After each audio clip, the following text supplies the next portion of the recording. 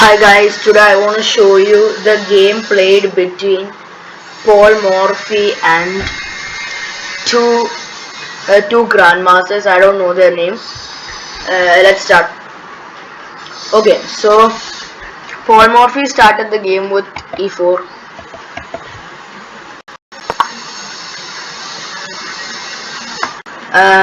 Back in the days, he used to play e4 every single time. They didn't know any other opening.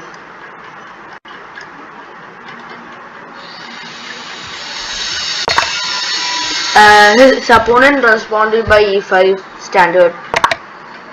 He played knight f3. Okay, most people instead of doing this, they will develop their knight. But back in the days, they used to do this more often. But the Petrov defense has a backlash. The pawn is covering the bishop's diagonal, so it's a weakness for black. He's putting two pawns in the center, taking control of the center.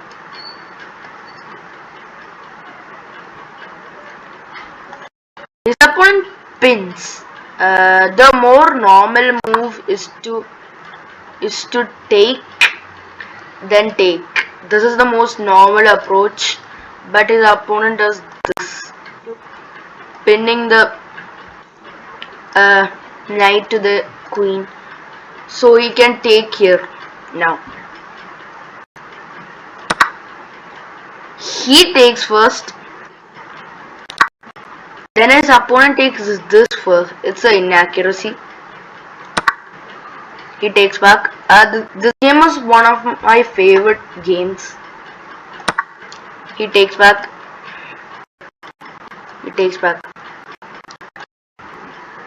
Now he threatens checkmate.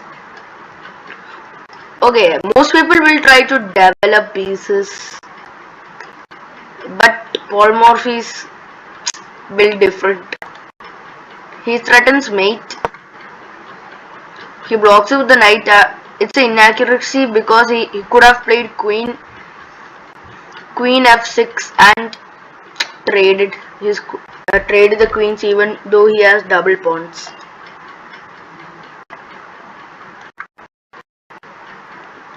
This queen b3 is the only move that works. Most people will try to develop, like I said, but Paul Morphy swings the queen here and attacks this pawn and counterattacks this pawn. So I will ask you, which pawn is better to protect, this or this?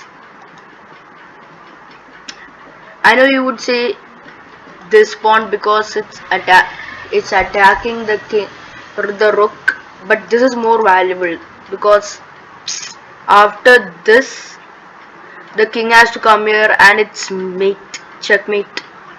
Also, okay, so his opponent plays protecting this pawn. He played this knight move, developing.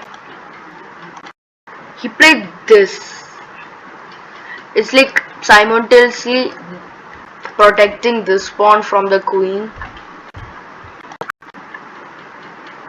He plays this, developing. He thought this was better than, castling. Now his opponent plays this. Okay. Now let the fun begin. Paul Morphy sacrificed his knight. It's a brilliant move. He's simultaneously opening up the position.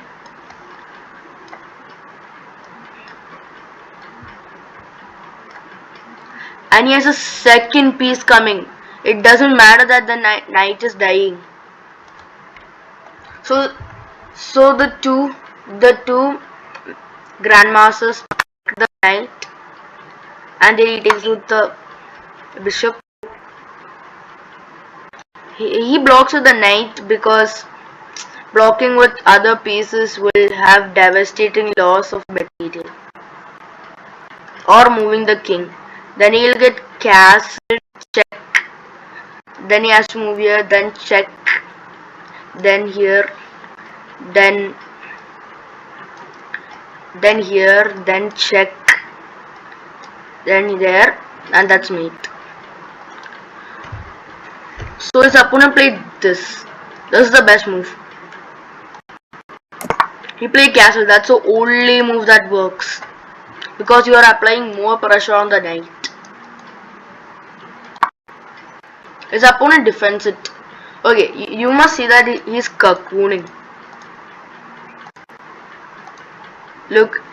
Okay, if there was a knight, the knight could just like... Okay, imagine there was a knight here. It'll come here and it's smothered checkmate. Only knight can enter, but Paul Morphy found something really brilliant. He sacrifices his rook. Oh my god. Okay, he can win it back, but it's a really brilliant move. But he's gonna lose his bishop. Wait. The grandmaster takes his rook, and many people will just take and like take with this or this. You can't take with this because it's pinned to the queen. So Paul Morphy didn't do that. He did, and again that's the only move that works. Because you're adding more pressure, you're like piling pressure to the rook, and the two grandmasters' position just crumbles. He plays this to easily trade off the queen and get into an endgame, where Paul Morphy is best at. But Paul Morphy didn't want that. He takes the rook. Apparently it's a mistake. This is also a mistake. But why? You guys can figure it out. Why? Why is it a mistake? I'll give you like some time to figure it out. If you're done, Paul Morphy sacrifices his queen. Oh my god. He has to take the queen. The queen is cutting off. The queen and the bishop work together to cut off the king. So the king can't move anywhere. The knight is forced to take. It's a forced move. Okay, wait a minute. I told you they think the most powerful attacking piece is his queen. So they try to get rid of the queen. But the most powerful piece isn't his queen. It's his rook and one bishop. Dark square bishop. He checkmates. What a beautiful checkmate. Look at this. The bishop is supporting the checkmate and the king can't go anywhere. It's like box checkmate.